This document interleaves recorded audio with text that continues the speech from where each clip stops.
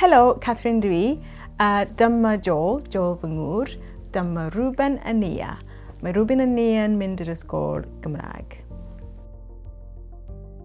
Ro'n i'n teimlo'n nerfus achos do'n i ddim yn siarad Cymraeg ar y pryd. Ro'n i'n teimlo bod efallai bydd yn anodd iddo fe ymdopi gyda'r iaith Gymraeg. Achos, dyna beth ro'n i'n teimlo, just tipyn bach yn nerfus. Dwi'n falch iawn, achos Cymro dwi, a pan o'n i'n ifanc, does dim Cymraeg yn fy mywyd fi. Felly, roeddwn i'n falch iawn i weld fy nheulu hi yn defnyddio y iaith fy mlad i. Byswn i'n dweud jyst peidiwch â phoeni. Mae plant fel sponges, mae nhw'n dysgu yn rhy gyflym ac mae nhw'n gallu ymdopi gyda'r popeth mae nhw'n cael yn yr ysgol. So just amgen poeni, just ewch amdani,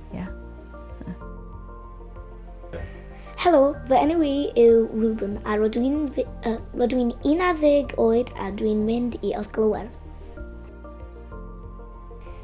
Enw fi yw Nia a rydw i'n 8 mlynedd oed a rydw i'n mynd i Ysgol Wen. Wel, hoff pethau yw fel amser chwarae, cael just bod efo ffrindiau, bod y athrawon yn fyna fel pob man.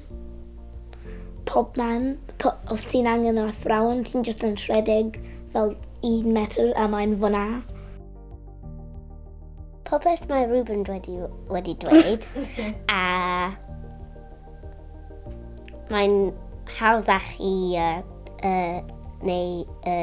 ysgrifennu. Rydw i'n meddwl mae'n bwysig iawn i siarad Cymraeg oherwydd rydyn ni'n y generation nesaf a mae'n yn y ddwylo ni i gael 1 miliwn siaradwr Cymraeg yn erbyn 2050.